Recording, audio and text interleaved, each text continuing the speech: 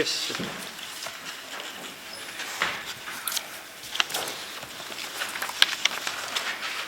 Sergeant Mangani, we were busy with distances, and we were at photo 33. You put the distance between points A and B on record, just to refresh our memories. Just put the distance again on record between points A and B. Bathi besakhuluma ke ngodaba lama distance elikhona ke noma bomgama okhona phakathi kwesithome saka 33 phakathi kwephuzu la ka A futhi no B ukubusa nje umkhumbulo wakho konje uthize distance ingangani ke leyo. The distance is 26.8 meters. Athi distance ekhona ke lapho ke u26.8 meter. And this we see on page 4 of your report, exhibit ZZ in brackets 2. Bathi ngabe lokho khona ke ngaphakathi kwemibukiso ekhona phakathi kwikhasi lelo bhale khona ke imibuso ka ZZ2. Yes. Khasi lesine athi yebo. Yes, the next distance. Athi distance yesibili ke lapho It's from B to C, which is 18.9 meters. athi distance yesibili ke lapho ile elapha kule phuzu ka uqhamuka ku B uhamba usiya ku C to 18.9 meter. And in which photo is this reflected? Bathi kungabe ngaphansi kwasiphi ke isithombe Page photo 36. athi isithombe ses 36.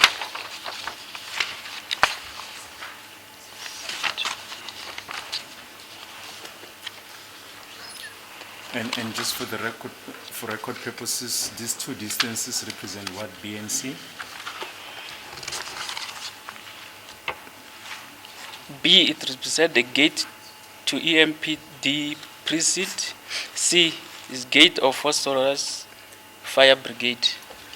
Athi lapho ke uB noma iphuzu la ka B ukuthi isango lokungena ngaphakathi kuma office ase EMPD bese lapho ke ngaphansi kwephuzu la ka C athi lapho ke isango lokungena ngaphansi kwe Phosphorus Fire Brigaders. Yes, next distance. Next distance is C to D. Athi ke distance lapho distance iqhamuka ku C bese ifika ku D. Which photo is relevant? Bathi ngabe isithombe siphi ke leso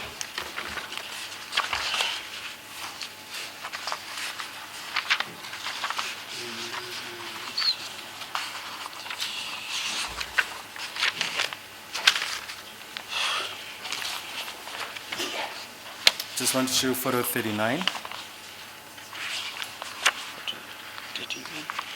athi ukhoma ke isithombe ses 39. I'm still checking my Yes, photos. there on the screen, you can look at the screen, photo 39. The distance between C and D. Athi ungayibuka lapho kulesikhangiso distance khona phakathi kwephuzu la ka C nephuzu la ka D. C is the entrance of fire brigade. D is pointing through the electric pole. Athi iphuzu la ka D likhombe lapho ke kule pole egesi ke khona ngalapho ke kepha ke lapha ku C athi isango longena ngaphakathi kulela sango noma kulama office ase EMPD. Is the distance? Athi distance yakhona It's 13.4 meters. athi 13.4 meters. Yes, next distance. D to E, which is 28.8 meters. Athi enye lapho ke u D uma ngabuya ku E athi 28.8 meters.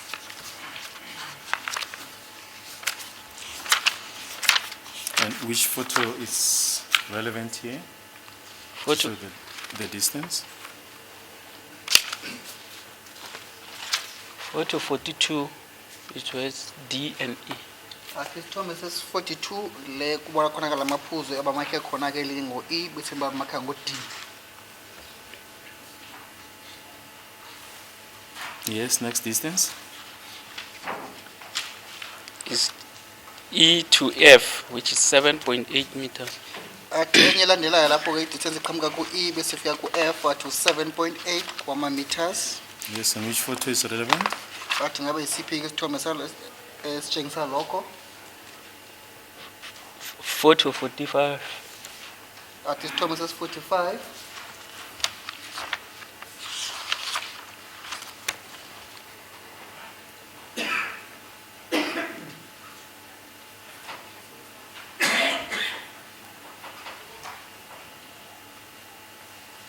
Yes, we may proceed. Next distance. Bathi ungaqhubeka futhi phambili i-distance elandelayo.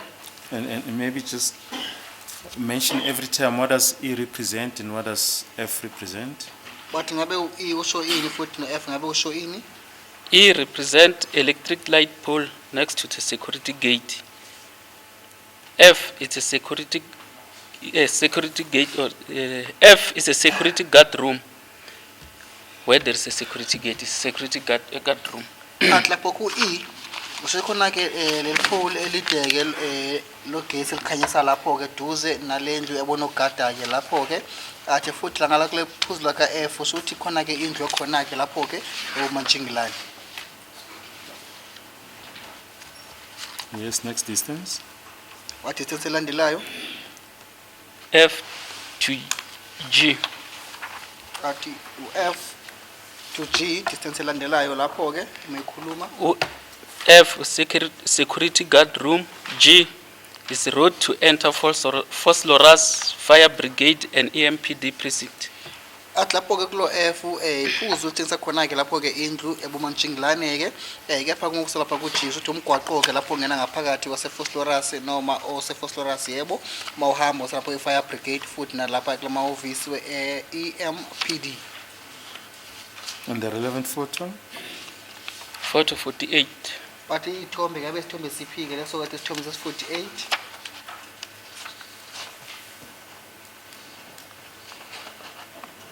Yes, next distance. Bathi i-distance elandelayo-ke lapho? G to B. B is a gate to EMPD precinct. G is road to enter Phosphorus Fire Brigade and EMPD precinct. Athi lapho-ke iphuzu elandelayo-ke lapho-ke u-G to B uma ngabe sekasho ngumayana no-B athi-ke isango lalapho ngaphakathi kulesakhiwo sase-EMPD precinct. Kepha kumabuka lapho-ke iphuzu laka-G khona-ke lapho-ke athi ku-G umgwaqo lapho kungena ePhosphorus uma ngabe uya lapho-ke Fire Brigade futhi nakumahhovisi ase-EMPD. Yes, and the distance. Which is 7. Sorry, the relevant photo. The relevant photo is 51. Bathi isithombe-ke lapho-ke ngabe Page yisiphi? 51. Athi isithombe sesi-51. We just want to show you photo 49.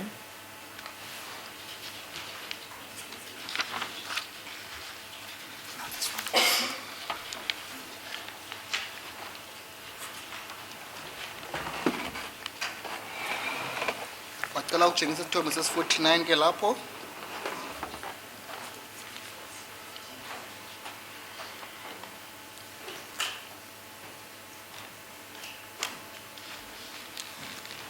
Yes.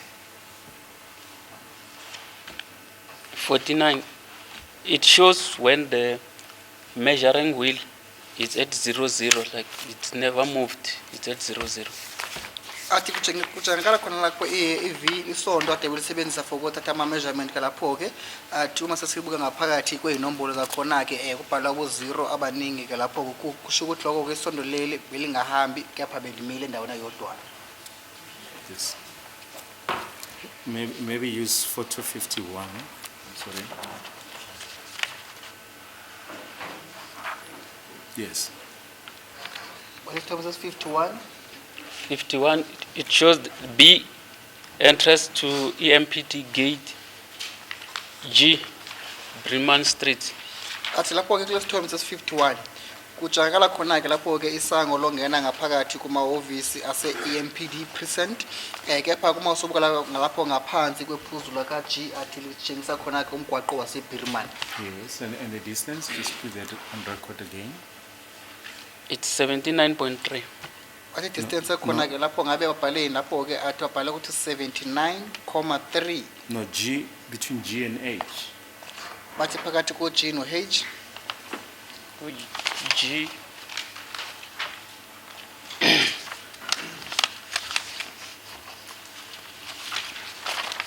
Yes.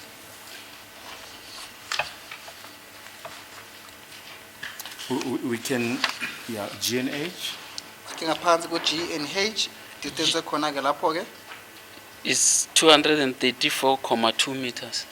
to 234,2 meter. Yes, and H is, you've already placed on record what G is. G is a road to enter fire brigade and EMPD precinct. Yes, and H. H is the entrance of Phosphorus Court and police station. Okay. Bathi lapho ke ku G ngabe babhaleni athi lapho ke umgwaqo okhona ke mangabe ngena ephosphorus kule fire brigade yakhona ke futhi nakuma office ase EMPD present kepha kuma sobuka la ngenzansi ke kwiphuzu la ka H ke athi isango longena ke phakathi kwenkantolo ase Phosphorus futhi nesikhumulo samaphoyisa. Yes. H to J. Atenye ke lapho phuzu qala ku H bese fika ku J. H is the entrance of Phosphorus Court and police station. J is court. Athi lapho ke ku H shothi indlela nomhlanje umgwaqo ongena ngaphakathi ke Phosphorus kwinkantolo yakhona ke futhi nakwesikhumulo samaphoyisa ke athi lapho ke phuzu la ka J inkantolo.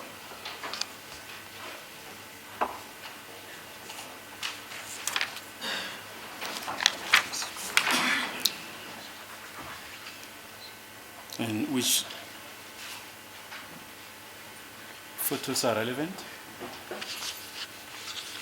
J to H.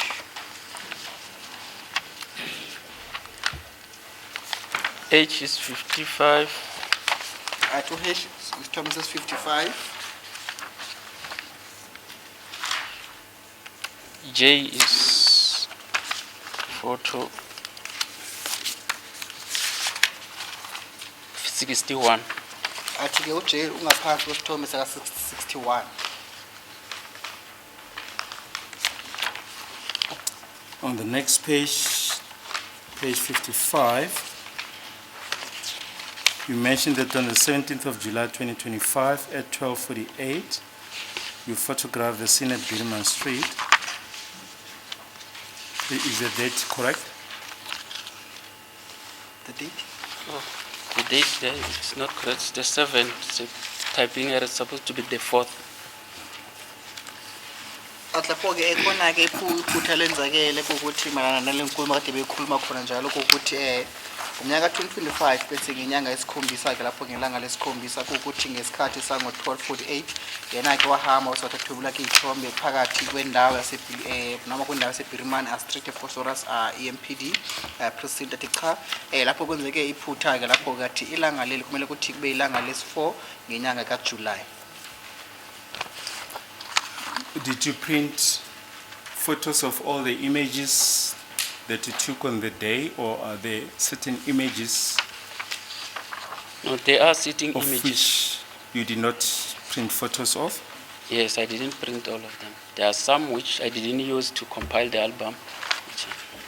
Wathi ngabe mhlawumbe ithombe lezi wathatha ngelanga lelo ke wasifaka ngaphakathi kwale mibukiso yezithombe khona ngaphambi kusenkantolo ke athi cha ezinye zezithombe lezo kakaze ke ayifake ngaphakathi kwale mibukiso ka exhibit ZZ2. If we can turn to image 6476 on the screen, it won't be on the photo album.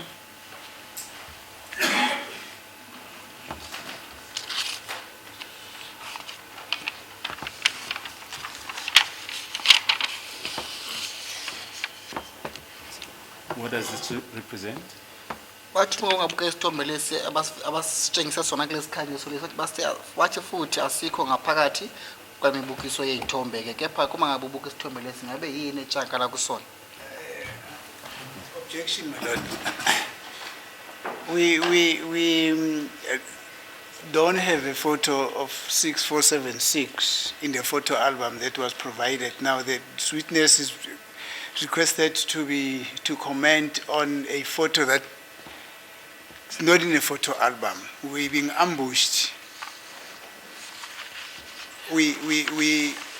From where we seated, we are expecting that each and every photo that this witness took on that day in question should be in the photo album.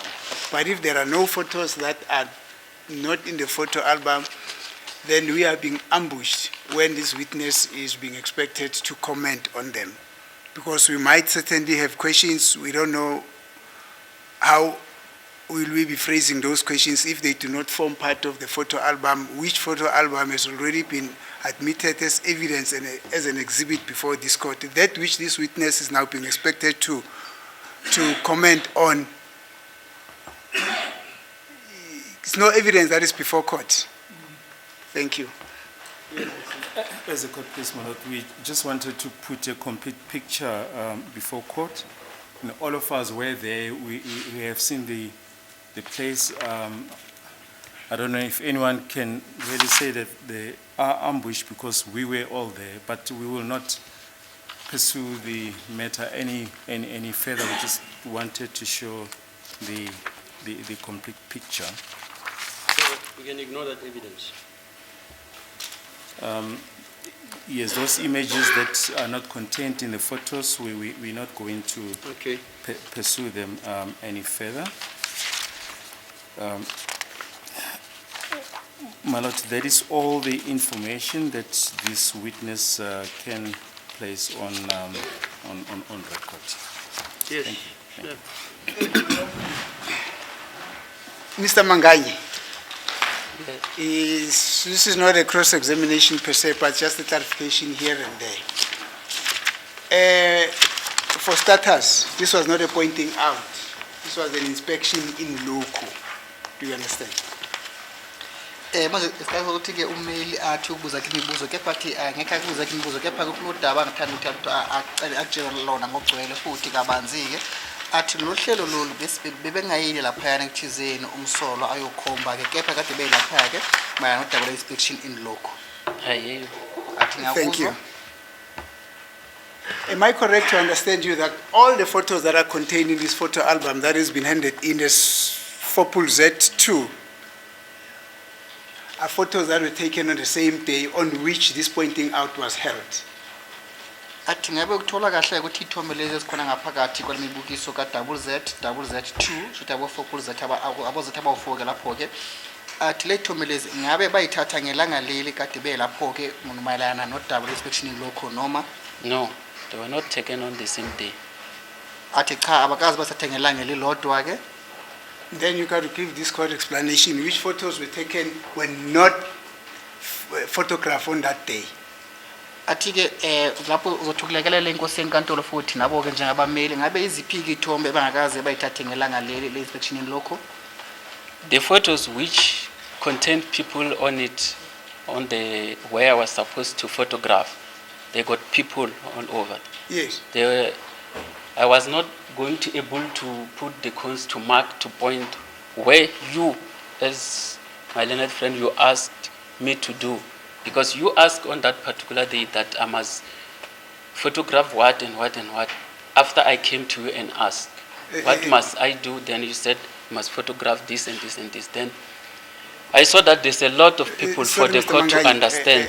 I do not intend to stop you. You Yes. understand? You're not forced to talk in English, you see. Look, I'm Swati by birth, you understand? But there are circumstances where I feel like, no, Lana, if I don't talk Siswati, I'm just lumilimu, Lana. You understand? I'm okay. I don't care whatever circumstances, it can be in parliament or wherever. I simply express myself in a language that I feel comfortable in. Do you understand? That's the situation that you need to understand. You're not forced to try and explain in a language that you are a bit uncomfortable on. And I'm not stopping you. If you feel you're comfortable in English, you can proceed. But this is a court of law.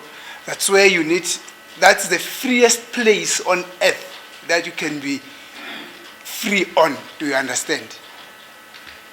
So in other words, I'm trying to say to you, if you feel comfortable in expressing yourself in English and answering my question, you're welcome. But if you feel like, no, I think I'd rather use my home language, which I understand is Sitsonga.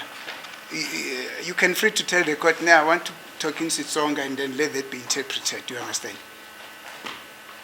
I hear you. I'm comfortable in English. Oh, you're comfortable in English? Thank you. Then you can explain what photos that are contained in this album were not photographed on the day in which the inspection in loco was held, as per your answer. Athi-ke ummeli umbuzo angathanda ukuthi akubuze wona ukuthi ngabe yiziphi-ke iy'thombe ngaphakathi kwale photo album ongakazi uyithathe ngelanga leli le-inspection in loco. You can give your answer with specific reference to the photos in the photo album.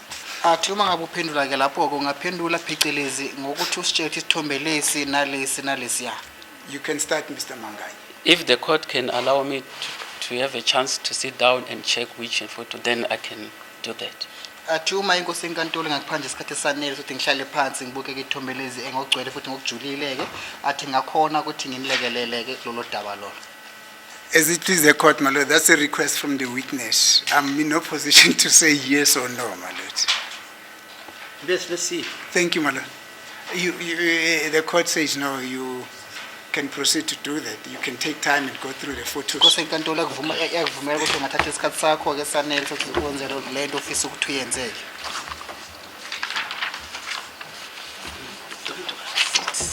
Let me check.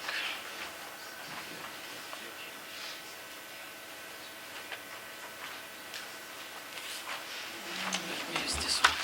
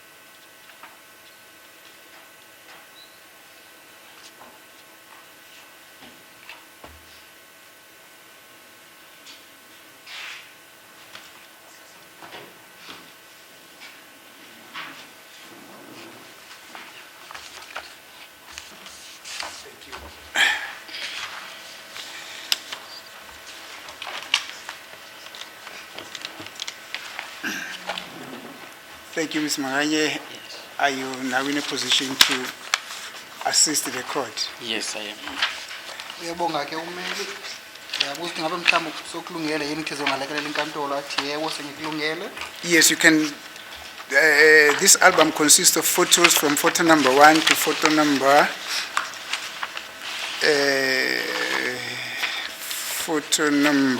63, not so? Yes. You can answer my question by referring to the numbers of the photos. You can start. Athi-ke ithombe lezi qala kwithombe sokuqala-ke kuze kufike kusithombe sesi-63 ungakhona ukuthuleka inkosi enkantolo ukuthi mhlawumbe usho ukuthi isithombe lesi uthome isithombe sesithathu nokuthome sesi-10 nje kanjalo. Yes. From 4 to 27 to 4 to 27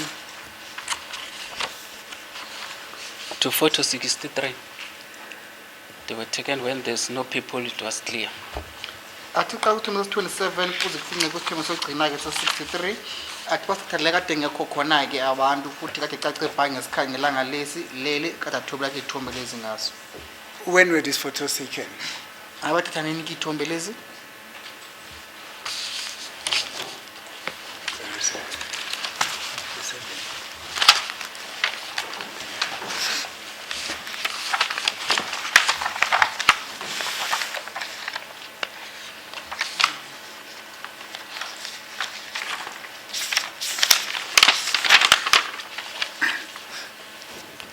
Would that be on the 7th, Mr. Manganye, on page number 5 of page 7, on the 7th of July 2025 at 12:48?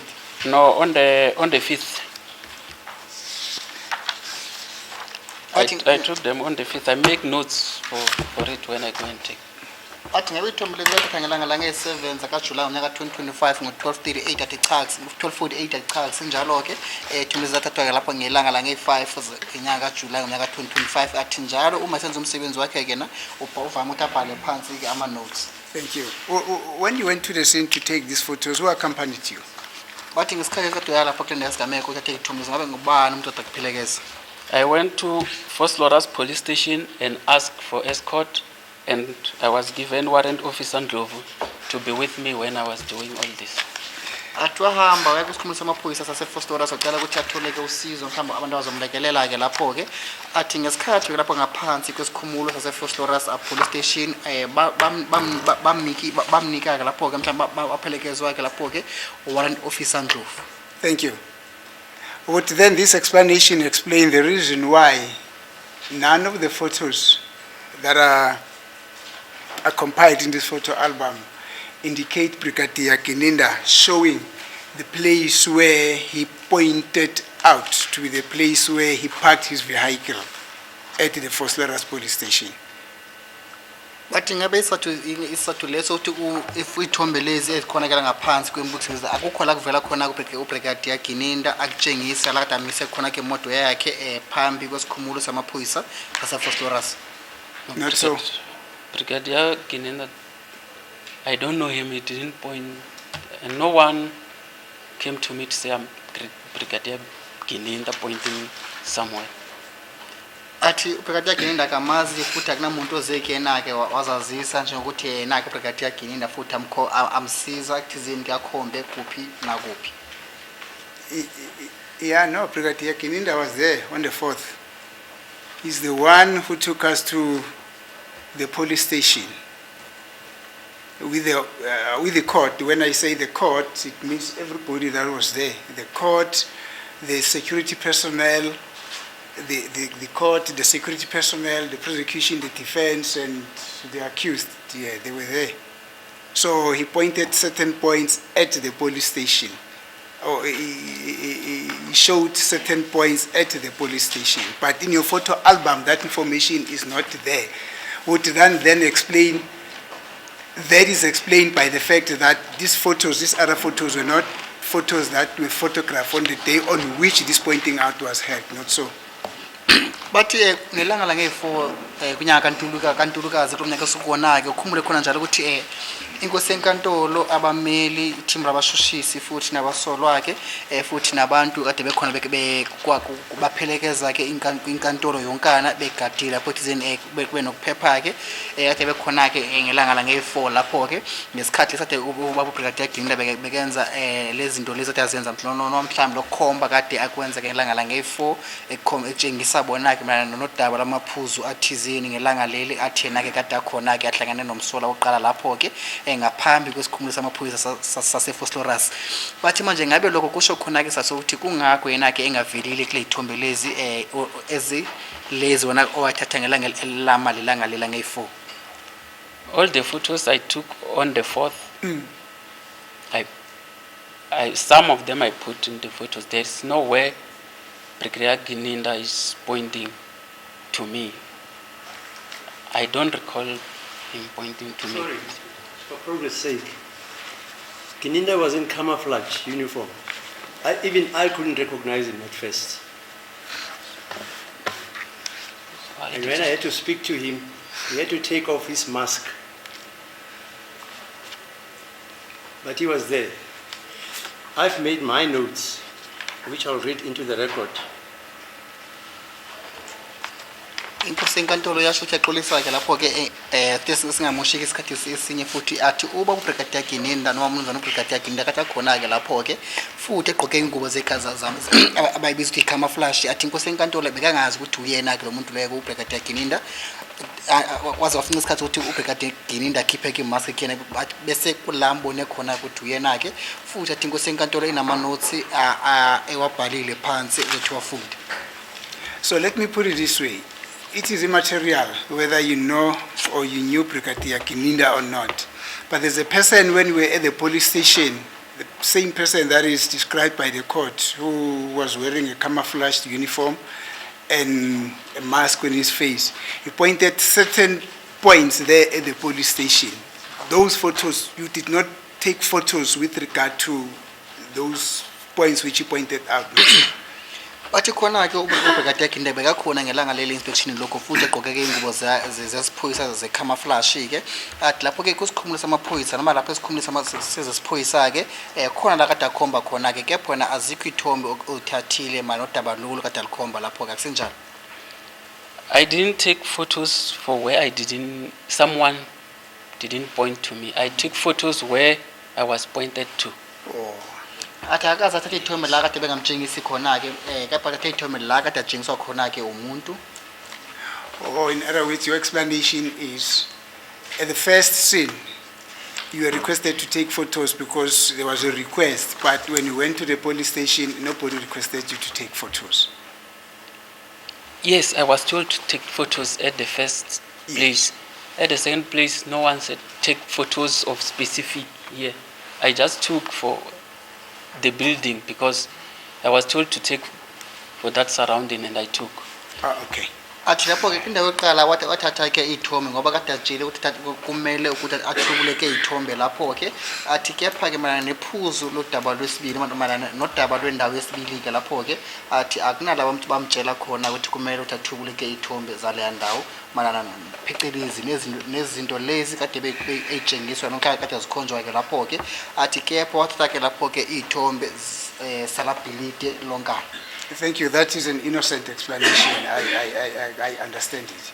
But now, who then gave you the instruction to go back on the 5th to go take photos of the police station and put some coins there? Uyabonga ke umeli kepha athi umbuzo ukuthi ngabe ubani adacelile ukuthi ze uhambe ngelanga la nge5 iye lapha yana uthathe ke ithombe ngaphambi kokuthi uqale uthathe ithombe ngelanga la nge5 bese wabeka kama coins ke lapho ke. As a trained member of the SAPS who deal with this on a daily basis, when we were there, I was asked by you, you said the distance from where the alleged suspect pointed or was sitting to the gate, and then we were talking about even the lights, that the distance is too short. Then I took that as you asked. You are the one who asked me that, then I followed your lead. I did that. That's why how I compiled the album. Athi njengomsebenzi ozesiphoyisa ke futhi njengomuntu onesipiliyoni seminyaka malana nalomkhakha asebenza kona kuzesiphoyisa ke athi lapho kade acela ke umele ukuthi ke athathe ke izithombe zezinto ezikhethekile ke lapho ke leza kade umele kade amtshengisa zona ke futhi umele wabuya washo ke nathi umele athathe athwebule futhi ke izithombe zalama electric light shothi lama light akhanyisa lapha ngaphandle ke ugesi athi yona ke into wayenza leyo ke. I mean, young Sugel, I mean, I never said you must count the distance. But nonetheless, let's proceed. My question is, because on the 4th, you did not take pictures of the scene where Brigadier Gininda pointed out at the police station, who then gave you instructions to go back on the 5th police station to put some cones and take photos, which you then compiled in this photo album? Athi-ke umele ngabe ubanike wena okuvumele ukuthi ngelanga lange-5 uhambe lapho ke police station uyothatha uthubuleke iy'thombe-ke bese ngaphambi kokuthi uthubule iy'thombe ngelanga lange-5 uqala ubeke amakhozi-ke lapho-ke kepha ungayithathile iy'thombe ngelanga lange-4 ngesikhathi lesi kade bonkana belapho-ke police station. When I'm doing my job, I want to do it thoroughly. I knew for the court to understand how the place is. It's clicked to me, or I saw it fit to go there when there's no one, when it's clear, so that I showed the court how the place is. That's how I come to the conclusion to go and take the photos. Athi-ke ufakazi uma enza kumsebenzi wakhe uyawenza futhi ngokuyikhandla-ke lapho-ke futhi nangokujulile-ke thina-ke wabona ukuthi kuyinto efanele ukuthi abuyele-ke lapho-ke uma ngabe buye lapho-ke bese abeka amakhonzi-ke lapho-ke ekuthizeni adwebe isithombe adwebele inkosi yenkantolo isithombe sokuthi ngabe mhlawumbe ibanga likhona phakathi kwendawo yokuqala kuyefika kwindawo yesibili ngabe kade mhlawumbe ku-distance engangani-ke leyo. There I understand. My question is, because nobody told you on the 4th to take the pictures at the second scene, why did you then go back to the second scene to take pictures of the cones which you placed there when nobody told you on the 4th to take pictures of that scene? Athi-ke uyakuzwa ukuthi wena uthi ziqala ngelanga lange-4 ngesikhathi wenifika kwindawo yesibili-ke esigameko abakaze basho ukuthi kumele ukuthi uthubuleke iy'thombe-ke lapho-ke manje umbuzo kuwukuthi ngabe ubani ocelile futhi ukuthi hamba ngelanga elilandelayo uye lapho-ke bese mafika lapho kubeka ama-cones qeda lapho bese after maqeda ubeka ama-cones bese uyaqala-ke uthubula-ke iy'thombe ubani owakutshela ukuthi hamba laphayana ngelanga lange-5 uyothatha-ke iy'thombe? On the 4th, Advocate Baloyi, Advocate Minisi said to me, I can take photos of where it's being pointed. So to me, it told me that I must take photos of where the court was going. So I took photos of where the court was going. Then even on the 5th, when I went back, I took photos of where I went and took photos on the 4th. Athi lapho-ke ngelanga lange-4 baba Advocate Baloyi futhi baba Advocate Mnisi ibona-ke bamtshela ukuthi mina thathe-ke ithombe ngesikhathi athi behamba lapho-ke besenza lo hlelo kade belele lapho-ke ade ngelanga lange-5 uma ngabe sekahlehlela emuva uma bekabuyela lapho kwesibili-ke lapho-ke ade aye khona-ke nenhloso ukuthi athathe-ke iy'thombe zale ndawo yonkana. The cones which you put on the second scene, who told you that this coin must be here, that cone must be there, that cone must be there? Athi-ke ama-cones lawa awabekile-ke ngesikhathi ubuyela lapho kwesibili-ke ngesikhathi bubuyele kwesibili kule ndawo yesigameko yesibili ngabe ubani owakutshela ukuthi ikhona ethize kumele ubeke laphaya bese uthatheni ikhona ethize uyibekele ngale? I was putting them in a place where when I took with a camera, I can able to see them, all of them, in one photo. That's how I placed the cones. Athi ama-cones la bekawabeka ekuthizeni-ke uma ngabe ethatha-ke isithombe akhona ukutshangakala kwisithombe lesi bekasithatha athi kungakho bekabeke ama-coins kule ndawo le owabeka kuyona. No, man, Mr. Mangai, you understand my question. My question is, I'm not asking you why. I'm asking you who showed you that this cone must be there, that cone must be there, this cone must be here. Athi mnumzane Mangai awuzwile kumbuzo kathi umbuzo ukuthi ngabe ubani owakutshengisa noma ukutshela ukuthi ikhona ethize kumele uyibeke la bese sibili uyibeke laphaya bese yenye ikhona futhi uthathe uyibekise ngale ubani okutshela lokho? I decided where to put the cones because I was alone who was putting and taking photos. Athi uyena-ke wathatha isinqumo sokuthi-ke amakhono abeke kuphi-ke nendawo ngoba kade ayedwa-ke lapho-ke futhi uyena bakathathe isinqumo sokuthi abeke amakhoni ngendlela awabeka ngayo ngaphambi kokuthi aqale athubuleke iy'thombe. Yeah, but now, why then did you, what would have been the narrative for you to put a cone at a particular place and then the cone at a particular place, the other cone at a particular place? Athi bekuyini inhloso yakho inhloso yakho yokuthi uthathe ikhona ethize uyibeke la bese enye khona umikise ngale bese enye khona ubeke ngale. Bekuyini inhloso ukuthi ubeke amakhona kuma direction ahlukene? It was for me to explain, to show the court Yes. how the place is situated. Okay. Yeah, that's how, in my mind, when I put the cones, I Yes. wanted to show the court how that place, the court here, that there is a court, there is a police station, there is an address. Gate, That's yeah. how I came to the conclusion. Athi lokho kwafika emcabangweni wakhe ukuthi zikadwebe isithombe esigcwele kadwebe inkosi enkantolo ke isithombe lapho sokuthi ama-coin athile ke lapho ama-cones athile abeke ngendlela ethize lapho ke ekuthizeni enzeke lapho ke isithombe esigcwele noma adwebe isithombe ke lapho kadwebele inkantolo isithombe ngokwenza lokho. Yeah, look, Mr. Manganyi, in the greater scheme of things, the court was there, we made our own observations, do you understand? We understand where Brigadier Kininda pointed what he pointed out. We understand where Mr. Subia pointed what he pointed out. Showed what he pointed out in this inspection in log, do you understand?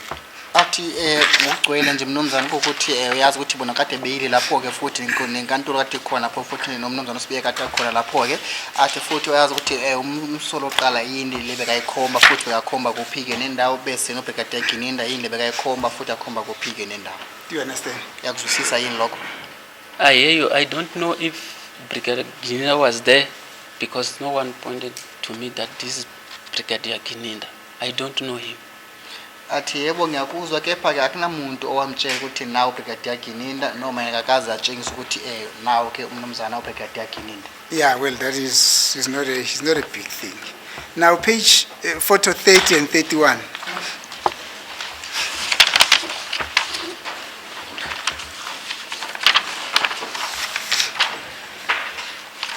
Isithombe sesi-30 futhi nesithombe sesi-31. Yeah, photo 30 is that photo with the chicken. I would have asked you what ultimately happened to that chicken, but I realized that it was walking towards the fence today. Athi isithombe sesi-30 kula khona ke kunika isitshengisa ukuthi kunenkukhu ekhona ke lapho ke ehambayo. Now you're saying that Mark F is a guard room. Not so? Bathi konje uthize laba baqaphe khona ke ngombhalo kaF ukuthi ke indlu ehlala boMantshingilane akusenjalo yini? F, it's a cone that represents where there's a guard room. I was Yes. trying to show the court that this is there's a guard room there where it is.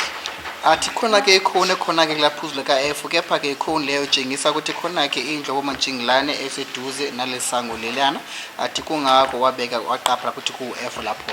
So the guard room is at a place where that cone is. Yes, the cones is in front of the guard room. Athi ikhona leyo ke ingaphambi kwe guard room futhi ke lapho ke indlu ehlala boMantshingilane abagade lapha yana.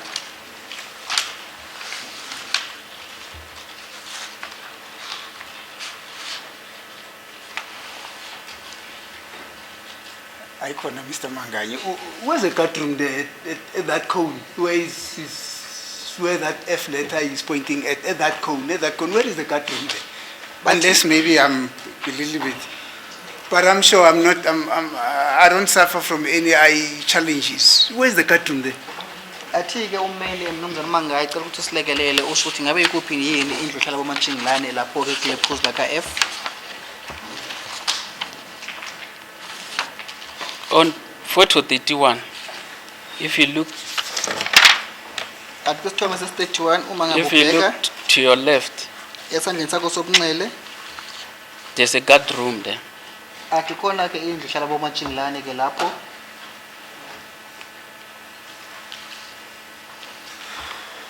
Do you perhaps have a photo, Mr. Manganyi? You know, now you're putting this court in a very serious predicament because all that we're seeing there are little two reddish things that are standing there, and then there's that letter E that is pointing at some, I don't know whether that's an electric box or what, but is there a photo in the whole entire album, just to demystify us, that clearly depicts the existence of that guard room there? athi uyabona ke lokho ukuthi khona ke iphuzu la ikepha likhombe khona ngala khona kamakhona amabili athi ndakazi mhlawumbe khona litshengise kuphi ke mhlawumbe lokuza ne danger box khona la khona manje litshengise into athi kepha mana nodaba lwendlu ehlala ke bomatshingilane ngabe kule ithombe zakho ikhona sikhona yini isithombe esitshengakala noma sitshengisa ke indlu ehlala bomatshingilane. I have to check on my photos if there's a photo that shows the thing, because I'm not checking. I don't have all my photos here, but on my, I can see that there's a guard room there. There are security works. Athi kumele ahambe ke abuke ke phakathi kwezithombe lezi zonkana lezi zikhona phambi kwakhe ke phakathi yena uyabona ukuthi khona ke indlu ehlala bomatshingilane ke lapha ya. Well, I can pay you out. Actually, I can bet, not pay you out, because if I say pay you out, it means I tend to agree with you. All that I see there, and I don't intend to argue with you, are two reddish cones that are whitish on top, and there's an electric box there where that letter E is pointing. That letter F is pointing to a cone that is in the middle of the road, and you are saying it's a guard room there. Athi ke umele ithi asho inkulumo yakhe ukuthi phecelezi nesithombe lesi athi into ayibonayo ukuthi kukhona ke amakholi amabili ke anombala angathi mhlambe ubomvuke lapho ke kepha laphezulu khona ke nombala omhlophe futhi duze nawo ke khona ke lokozana athi mhlambe ibox legesi ke lapho ke athi kepha ke imali phecelezi nodaba lephuzu la ka F la khona ke ikhona khona ke nombala ke oyellow ke la thizena khona ke indlu bomatshingilane athi cha lokho akukho njalo. If I can show the code, yeah, this is that boom gate. Yeah, it's that thing of a boom gate where the security, when they close that thing, they've got a stop on top here. If they close it, Yes. then you will see the stop, then Yes, the gate will be yeah. closed. The people who opens and closes is the security guards that's always there in that guard room. Athi ke ufakazi uma ngaba ke ubuka ke khona lana ke kule ndawo asifuna ke ngalombala green oqanile athi la kule ndawo khona ke ibhokisi khona ke futhi inayo ke ustock la khona ngaphezulu athi khona ke indlu bomatshingilane ke khona ke lana la hlala khona bomatshingilane abamhlanje ubona abavula lana ke uzaphinda ukuthi bavale. But that's the reason why I'm saying to you, is there a photo in your entire photo album now? You have got a bit of a leverage that you can say, this is the guard room that I'm referring to, which is pointed by point number F, which is pointing right in the middle of the road. Athi ke kule ithombe zonkana owayithubula ngabe sikhona yini isithombe la kutshengakala khona ke indlu lebo matshingilane la khona ke ukukhumabala nephuzu la ka F khona. Yeah, yes, the guard room I'm talking about. This Where? one. Sorry, it appears some of us didn't actually see that. I saw it.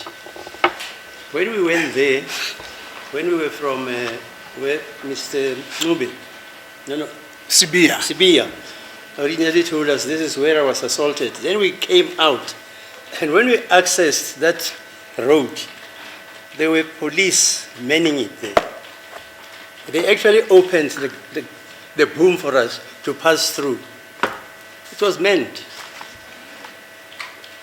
Ethi inkusenkantolo yona ke ibona ke indlu hlala ka bomatshingilane ke lapho lapha yana ke ngesikhathi ngilanga leli be ngalona lapho kule inspection lokho athi futhi ngesikhathi esigabamba ngaphambi ukuthi baphume kula boom gate yana ke athi amaphoyisa ke wona ke awafika lapho ke besayivula ke la boom gate sona bayiqake lapho ke kule ndawo leya.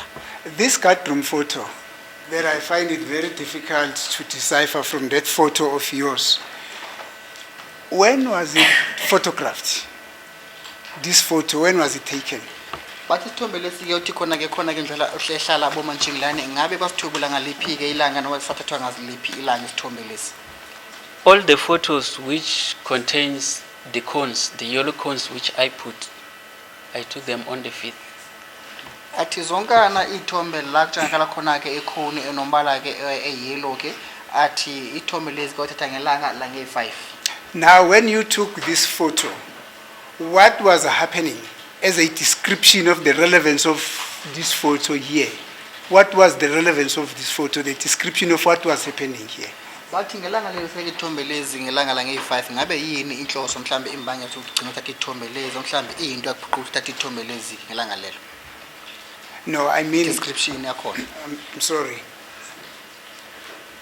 When you took this photo number 31, with specific markings of the F, E, and G, what is it that you wanted to bring to the attention of this court about letter E, about letter F, and letter G?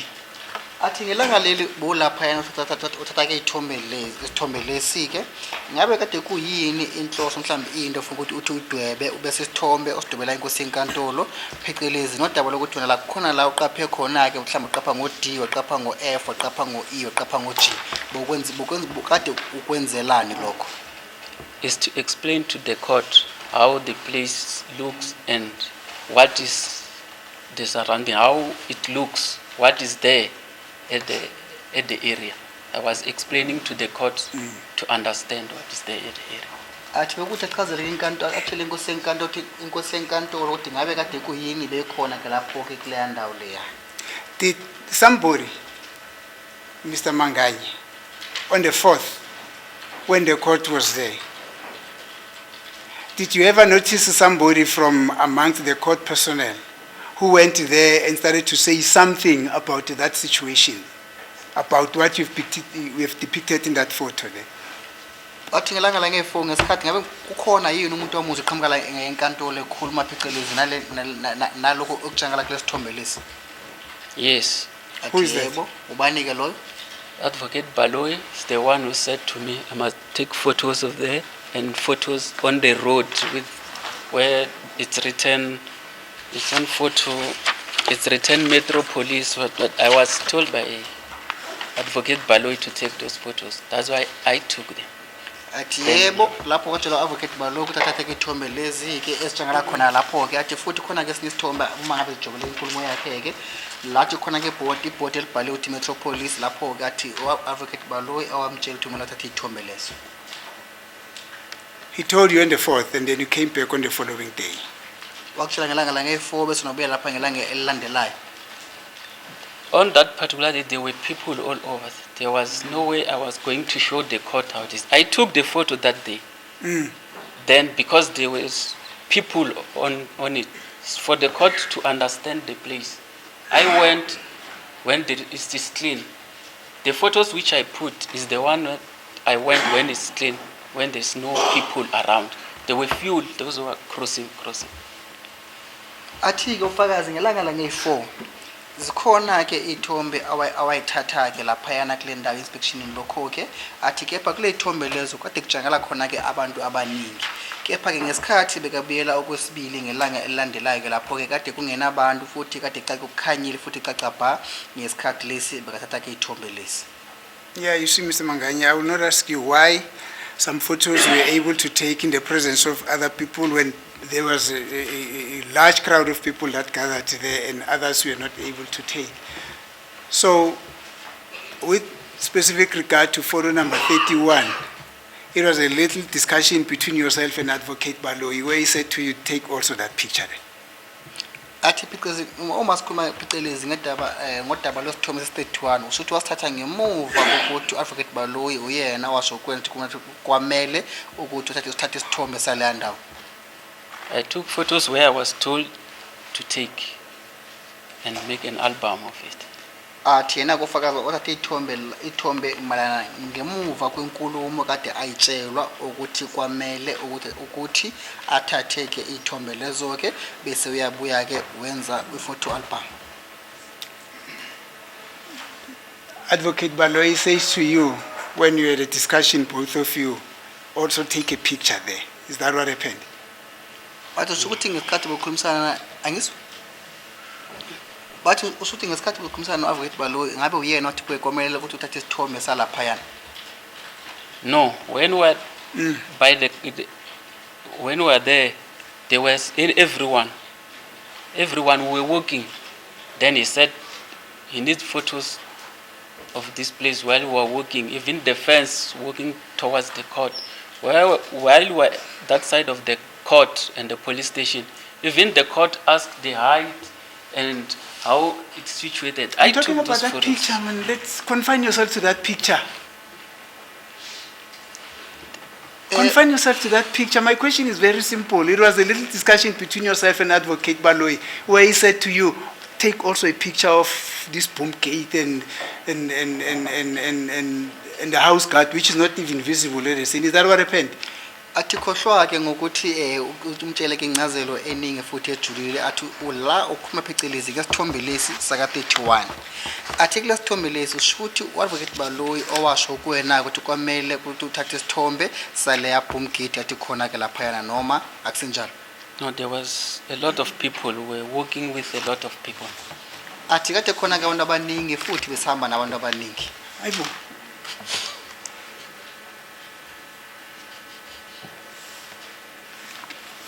Mr. Mangai, you said you would go through the entire photo album just to get us a picture where that house guard, what do you call it now? The guard room, it's clearly visible, not saying come and show us tomorrow, not so? Do you understand?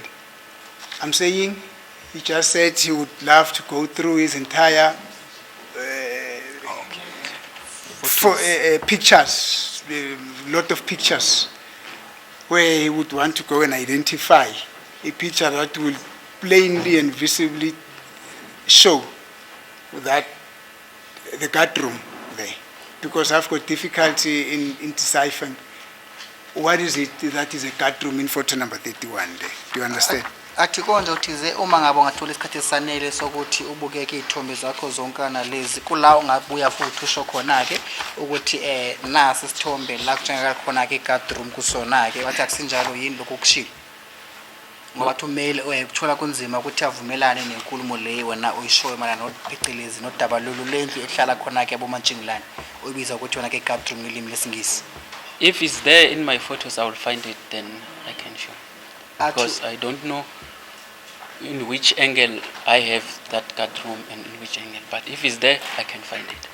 athi uma ngaba-ke ikhona-ke indlu ehlala umantshingilane kwiy'thombe lezi-ke anayo-ke uyothi asize-ke ngaso leso sithombe leso-ke athi ngoba akazi ukuthi iy'thombe lezi kade athatha ame kuluphi-ke uhlangothi ngesikhathi lesi bekayithatha. Yeah, no, it's fine. You'll come with that explanation tomorrow. Thank you, my lord. I will pause my cross-examination for now, pending the information that the witness says still have to go and seek. Thank you. As the court proceeds, my lord, I've got no use for this witness. Thank you, my lord. I have no cross-examination to this witness. Thank you. No questions, my lord. Yeah, okay. You see, I thought people will know how to take notes at an inspection in loco. I'm just going to place my observations and what I wanted to find out at the scene, because it will also form part of the evidence which predicates the judgment which shall be made regarding the evidence as a whole. Right, it says inspection in loco held in the matter of State versus Sevilla and 4 others on the 4th of July, 2025. The judge makes an observation that opposite the fire brigade building is the municipal offices as well as the Metro Police offices. Then I asked Mr. Sevilla, what happened on the 5th? Then Mr. Nisi answers, accused was covered with plastic on his face, and that is when the assault began. The judge, who parks at the parking which we were standing at? There was a municipal officer there, and he had some of his colleagues there, and he said they used that parking, and that's not evidence, it's just an observation I wanted to register as to who parks there. And then I asked, what time does the fire brigade open? They said, no, It opens all day long.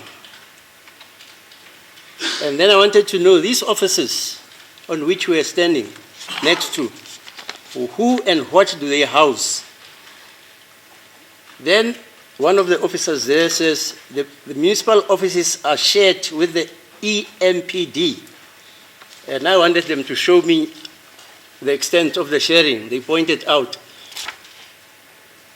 And then I wanted to know, when are the municipal offices open? Then somebody there who works there told me they are between 8 a.m. and 4 p.m. Those are the municipal offices.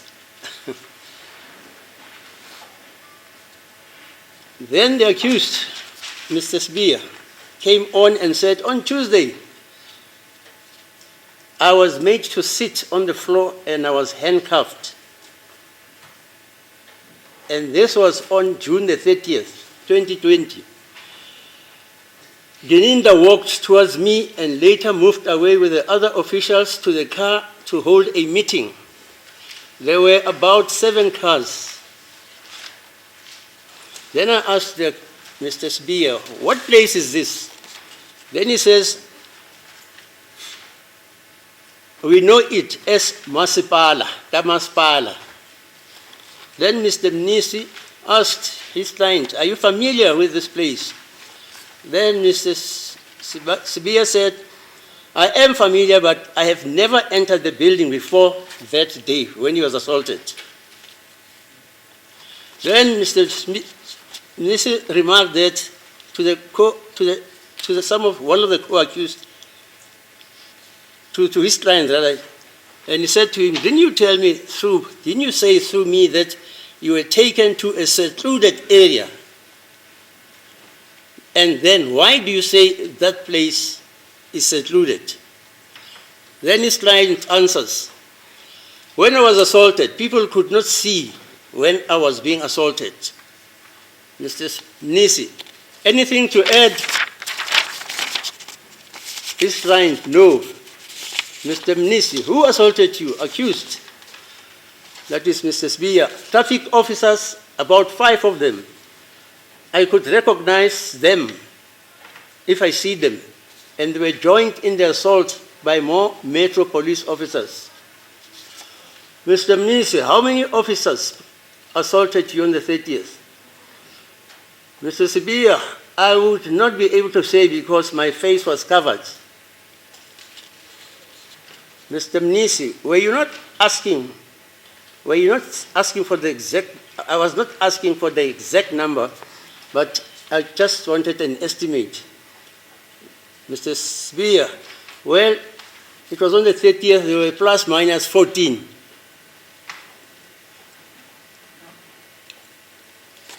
Right, I was even listening to Mr. Baloyi when he was asking questions. Advocate Baloyi, this is where Brigadier Geninda met the accused for the first time in Mokhola's car.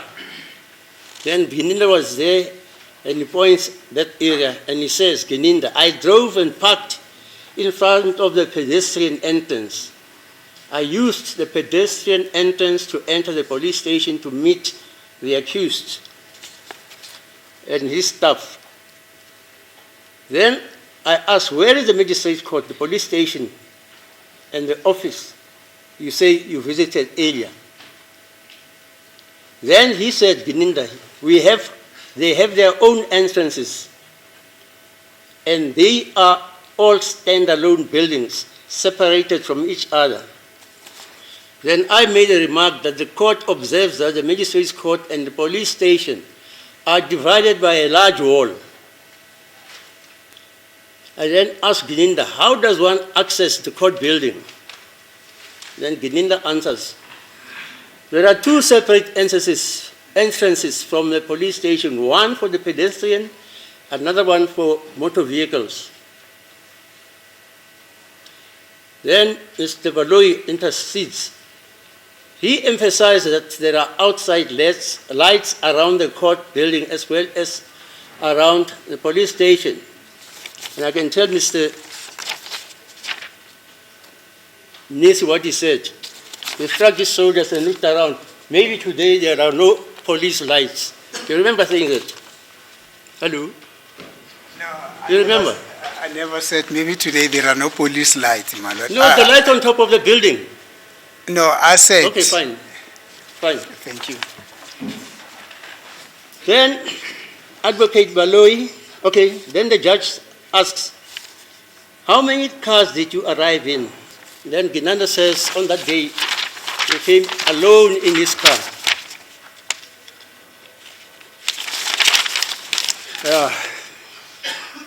And then he says, his staff, they were in a red Volkswagen Golf together with the accused, and there was Sergeant Mohano. And then there was the question about the 30th. But then Ginina said, I never saw the accused on the 5th. And then Advocate Baloyi pointed out that the defense counsel indicated that they would also like to hold an inspection in loco at another crime scene, at the crime scene. However, I objected to that, and I pointed out that the current inspection in loco was a standalone application, and the court cannot be made or asked to visit other locations which were not part of the original initial application for an inspection in loco. Those are my notes. Okay? They're very accurate. Now it goes with experience. So are we, yeah, you can interpret.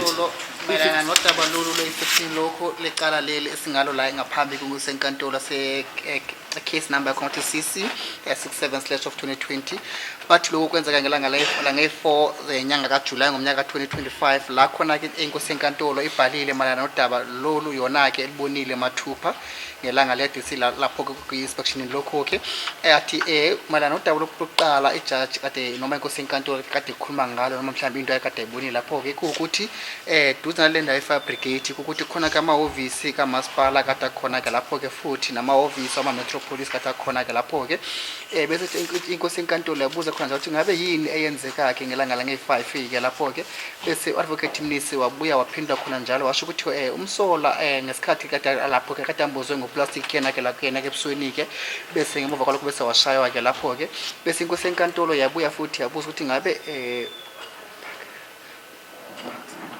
ngabe uba kade aphakhile lapho-ke kule parking lapho-ke kule ndawo yakhona-ke lapho-ke bathi khona kama-municipal abasebenzi bakamasipala lapho-ke ngaphansi ko-ofisi leli kamasipala-ke bathi khona njalo i-fire brigade yakhona-ke bayivula ngaso sonke-ke isikhathi sokuthi 24/7-ke ngesingisi-ke lapho-ke bathi khona njalo kama-ofisi kamasipala-ke lapho-ke iwona-ke ahamba noma mhlawumbe asendaweni eyodwana nama-ofisi we-EMPD futhi ama-ofisi kamasipala-ke lapho-ke avulwa ngehora laka-8 kusasa-ke ekuseni bavale ngehora laka-4-ke emini noma ntambama-ke lapho-ke kepha-ke lapho bathi i-EMPD yona-ke amahhovisi wayo ahleli evuliwe ngaso sonke-ke isikhathi sokuthi 24/7 uma bebiza-ke ngelimi lesingisi-ke lapho-ke mayelana nodaba lakwamsolo wakhe lapho-ke inkulumo ekade ayikhulumile ngekade athi ngolwesibili ngelanga lange-30 zakaJune ngomnyaka ka-2020 kukuthi yena-ke wacela ukuthi ahlale phansi-ke futhi ngesikhathi kade ahlezi phansi kade yamgaxe ozankosi-ke kuyena-ke bese athi ubrigadier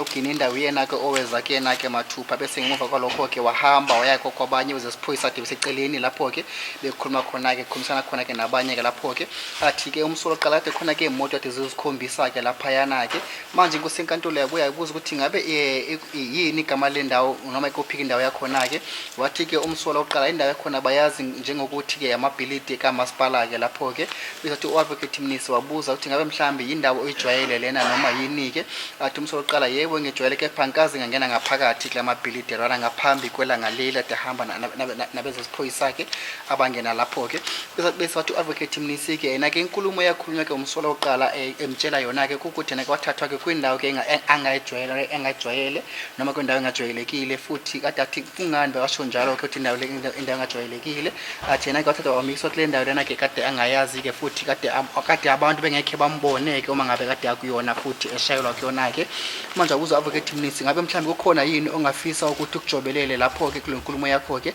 athi umsolo oqala uma ngabe iphendula athi cha kukho angathanda ukuthi akujobelele-ke lapho-ke bese-ke u-advocate Mnisi wabuza khona nje athi ngabe mhlawumbe ubani ade akushaya-ke lapho-ke Umuso wokuqala wathi lapho kade ashayeka ama-traffic officers wakhona-ke noma mhlawumbe abasebenzi bama-traffic officers lapho-ke athi kade bekhona-ke abayi-5 angakhona ukuthi abuye futhi abakhumbule uma ngabe angaza futhi aphinde ababone.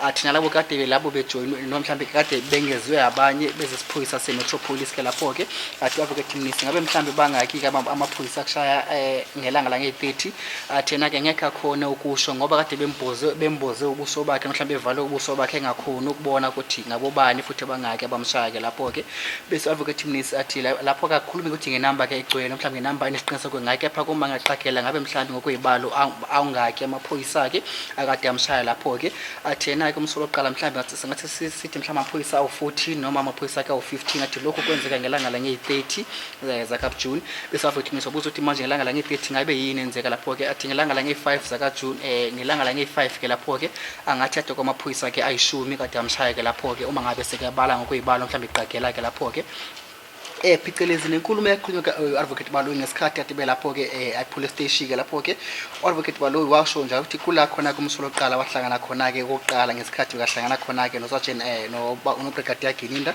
futhi wayengaphakathi kwemoto kaMogula-ke lapho-ke bese athi uBrigadier Gininda yena-ke washayela-ke imoto afika wamisa lapho kule parking yakhona kuseduze nale ndawo ehamba abantu abahamba ngeenyawo-ke lapho-ke futhi athi khona-ke indawo ezimbili abafundi ezivame ukuthi zisetshenziswe-ke lapho-ke uma ngabe umuntu isiya lapho-ke police station ke lapho-ke uthi le ndawo engena abantu abahamba ngeenyawo futhi nendawo yesibili engena abantu abashayela-ke imoto-ke lapho-ke besathi khona njalo-ke lapho-ke inkantolo encane-ke lapha-ke futhi nesikhumulo seziphoyisa-ke izona kade bevakashele ngelanga lela lakusasa kepha-ke amabhilidi amabili-ke ayimele futhi isikhumulo seziphoyisa-ke isikhumulo esiyimele futhi nenkantolo naso isakhiwo nje lapho-ke siyimele-ke lapho-ke isinto senkantolo yasho ukuthi ngabe yini mhlawumbe yenzeka lapho-ke naye yabona ukuthi khona-ke njalo lokhu-ke izakhiwo ezimbili lezi eziyimele kepha zahlukaniswe ngebonda nje elikhona-ke laphakathi kwazo-ke ebese wabuza khona njalo ukuthi mhlawumbe ngabe angaki amabhilidi akhona-ke lapho-ke uBrigadier Gininda athi khona-ke elokhuzana indlela ezimbili uma ngabe usiya lapho-ke abavame ukuthi abantu bayisebenzise yosho ukuthi ilena ehamba ngeenyawo ehamba abantu abavamise ukuthi bahambe ngeenyawo bese-ke yesibili le isetshenziswa-ke abantu abashayela-ke imoto-ke lapho-ke bese u-Advocate Baloyi washo khona njalo mayelana nenkulumo yakhe ukuthi yena-ke ngesikhathi kade belaphayana-ke khona-ke ngaphandle-ke usuthi-ke amalayithi-ke kagesi akhanyayo ngaphandle kwenkantolo-ke lapho-ke futhi nalapha eduze nase-police station-ke lapho-ke bese inkosi yenkantolo yabuza lapho ukuthi kade ngabe kade zingaki imoto umnumzana uBrigadier Gininda kade ahamba ngazo-ke lapho-ke uBrigadier Gininda waphendula ngokuthi kade ehamba yena yedwana ngaphakathi kwemoto yakhe-ke lapho-ke kepha-ke ngelanga lange-30-ke umsola wokuqala kade ngaphakathi kwemoto kade wathi imoto enombala obomvu-ke i-VW Golf kade ishayelwa lapho kuSergeant Mogane futhi ngelanga lange-30 lokho akwenzeka lapho-ke athi yena-ke akakazi amboneke umsola wokuqala ngelanga lange-5 bese-ke lapho-ke u-Advocate Baloyi washo khona njalo mayelana nodaba lakho lenkulumo yakhe futhi nabameli ngesikhathi esikade ebatshengisa lokho kade abatshengisa khona-ke ngesikhathi se-inspection lokho-ke okukuthi kumele ukuthi bahambe-ke baye futhi kwindawo yesigameko la kwenzeka khona-ke isigameko bese inkosi yenkantolo yathi naba-ke lokho ukuthi bahambe bavakashe-ke kwindawo le yesibili la kwenzeka khona-ke isigameko ngelanga leli kwenzeka ngalo sigameko lapho-ke futhi washo khona njalo ukuthi ngoba-ke inkosi yenkantolo yakunqaba lokho-ke ngoba isicelo kade senziwe ngaphambi kwayo bekuyisicelo sokuthi-ke bahambe baye kule ndawo le thizeni la kade asola khona-ke noma le umsolo oqala kade washo khona-ke mayelana nayo ukuthi yena kula washayelwa khona yilokho nje kuphela. Yeah, and the last thing, if you remember, did I ask you to take photos about the gentleman there, Mr. Sibiya, to demonstrate to us how was he assaulted, where was he seated? You've forgotten. Who took these photos? I did. Hello? I did take a photo. Here are the photos. I said he must demonstrate, accused one, sorry to say that, he must demonstrate how he was seated, then he went down on his force, then you took a photo. Inkosi yenkantolo besho khona njalo kufakaza ukuthi abe mhlawumbe usakhumbula yini la kade icela khona-ke ufakaza ukuthi athathe-ke iy'thombe ngesikhathi lesi umnumzane uSibiya bekatshengisa inkosi yenkantolo futhi nabameli-ke ukuthi yena-ke washaya kanjani-ke lapho-ke futhi nokuthi wahlala kanjani-ke phansi athi ufakazi yebo ngisakhumbula lokho.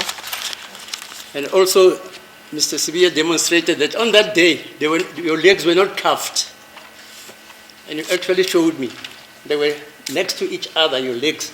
Marabazanga bakufake amahanga boys inyaweni. Am I correct, sir? Hello? Athi Hello? inkosi enkantolo ithi ngelanga leli yacela ukuthi wena ke usho khona njalo ukuthi ngesikhathi kade kusenzeka lokhu ke wena ke wathi enyaweni zakho kade bengakubophile noma kade bengagaxile ke lamakatanga kade beganxe ngawo ke kepha ke inyawo zakho kade zisendaweni noma kade zisondelene ngabe inkosi enkantolo ikhuluma iqiniso ngokusho lokho noma ikhuluma amanga.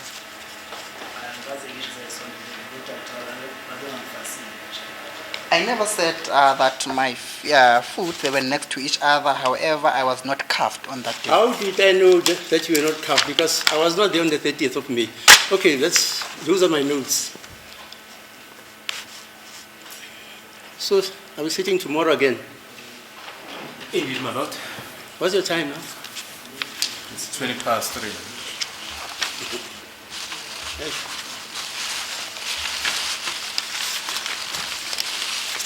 Yeah. Okay, we can adjourn until tomorrow. You say you've got some other prints of your photos. Yes. Will you come with them all? Yes, I'll bring them.